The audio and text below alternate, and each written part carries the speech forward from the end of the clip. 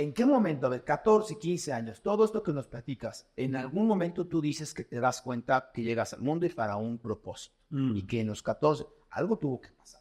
O sea, algo te tuvo que sacudir o te tuvo que mover para llevarte de ese punto de estar en el quinto piso con promesa de me aviento a ¡pum! Cambia mi vida. Yo creo que fue Dios, fíjate, en un país bien extraño porque el comunismo en esos años prohibía a las nuevas generaciones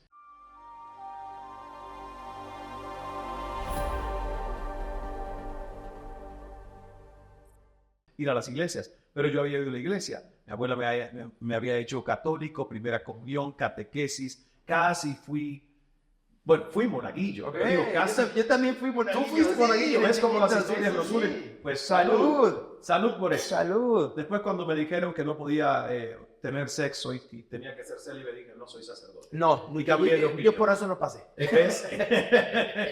cuando implicaba ver cuál era el estilo de vida, yo dije, no. O sea, ¿en serio acariciaste la idea de ser sacerdote?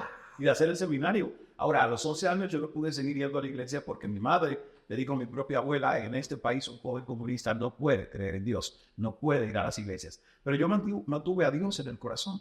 Y en ese momento, en ese día que yo te cuento que fue la toma de conciencia de ver a mi padre prácticamente zombie después de que le dieran electricidad en el cerebro, yo hice un llamado a Dios y dije, Dios, yo sé que yo no puedo ir a tu templo, pero tú estás en mi corazón. Y tú estás en mi corazón y tú tienes que hacer el milagro conmigo. Me comprometo a que voy a honrar la vida, de que voy a trabajar por encontrar solución, a ver cómo funciona mejor esta mente, este cerebro, que voy a honrar a mi padre, pero no me puedo parecer a él. Yo creo que ese día fue el decreto de la toma de conciencia de que Dios y yo, en un salto de fe, hemos hecho el milagro posible. Yo agradezco la historia que tengo porque lo que soy hoy, que es como Quirón, que es el arquetipo del sanador herido, cuando le envenenan al centauro con una flecha a la pata y él se cura el veneno y los demás le preguntan, ¿y cómo usted se sanó? Y él se convirtió en el curador herido.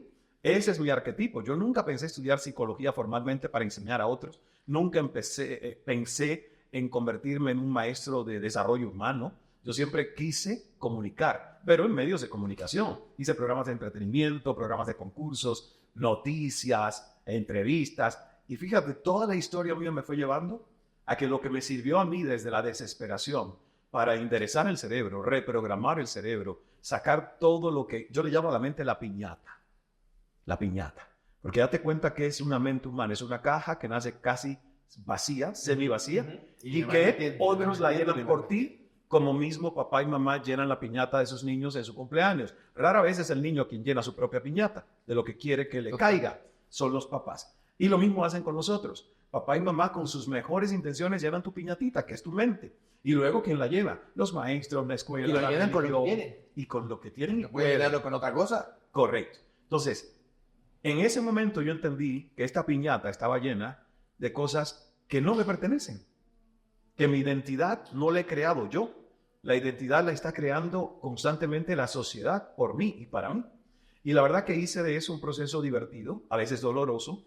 Todo eso a los 14, 15 años. A los 14, 15 años. años. Es una alma vieja. Sí. Un alma que a los 14 años sabe eso es una alma vieja. Hoy lo tomo como un elogio. En ese momento no se entendía. De hecho, todos los que a mi alrededor estaban decían que yo era alguien que estaba realmente en un estado de aislamiento antisocial. Porque realmente en mi adolescencia yo fui muy antisocial. Yo me pasaba todo el tiempo leyendo libros, estudiando, haciendo cosas para entender qué estaba pasando dentro. Cuando es la época donde tú te estás divirtiendo con tus amigos, paseando, mataperreando, haciendo juegos, digamos. Entonces, fue una adolescencia muy particular y que yo agradezco porque la verdad me llevó a ser quien hoy yo soy. Tu abuela te genera este culto religioso, tu abuela es tu presencia materna, tu abuela es... Tengo a mi madre. Sin embargo, ¿por qué mi abuela es tan importante como mi madre? Porque ella pierde a su hijo varón, mi tío. Y te adopta. Exacto, ella pierde a los 19 años de él. Él muere en un accidente, mi abuela queda desquiciada, loca. Y cuando yo nazco, el amor y el vacío que mi abuela tenía por la pérdida de su hijo... Voy a ir partiendo un pedacito de pan para que le des un pinchito. Bueno, pues, claro, sí. Entonces, claro, mi abuela a mí me adopta no como un nieto solamente, sino como el hijo que perdió.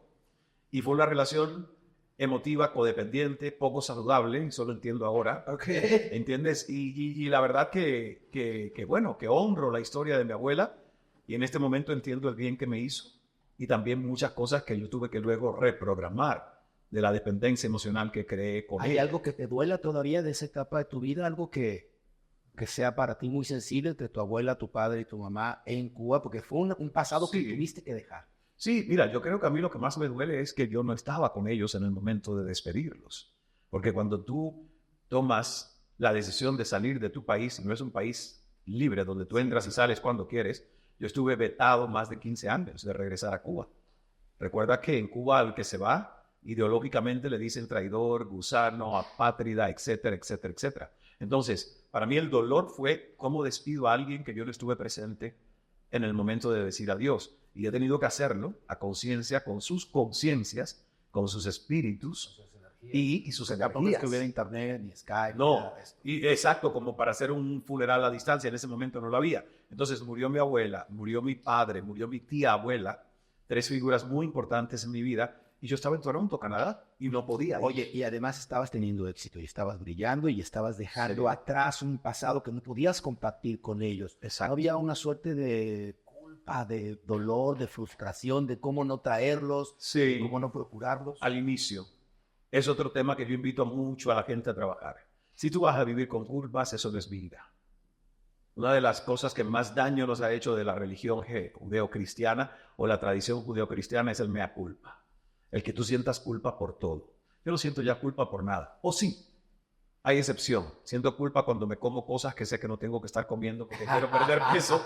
Entonces como a veces con culpa. Y hasta eso lo estoy trabajando. Porque, ¿verdad? Salud. Si uno se va a tomar el gin tonic, mira, tómatelo sin culpa. Por favor. La señora culpa lo único que hace es fastidiar y estarte diciendo ahí, no deberías estar tomando. Y ni lo vas a disfrutar. O sea, no te lo tomes o tómatelo sin culpa. Exacto. Tú vas a tomar con la culpa, no, Sí, bueno, pero esas son las pocas culpas que me quedan con alimentos, porque soy un poquito goloso y me gusta el dulce y todo lo demás. Pero en cuanto a procesos emocionales y eso, yo exterminé la culpa cuando entendí que la culpa es una vibración muy baja, que además es autodestructiva. Y todo aquel que vive con culpa, entonces se autodestruye. Y la verdad que no lo quiero vivir. Y finalmente somos energía y somos vibración. Y bueno, estos últimos 30 y tantos años de tu vida, el has pasado primero documentándote al respecto de energía, mente y de qué hay en la energía, cómo trabajar con ello, y luego enseñándolo. Así Es es. que tanto la gente de manera paralela sabía esta versión de Ismael que no estaba en el conductor de televisión. Pero tú llevas en esto Muchos años. muchos años, 11 libros, no sé cuántos videos. Lo que pasa es que primero era privado.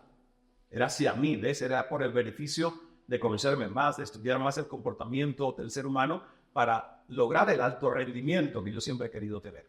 Y luego las personas me decían, pero cuéntame cómo lo hiciste y cuéntanos la fórmula. Y yo digo, no hay una única fórmula, pero sí hay estrategias.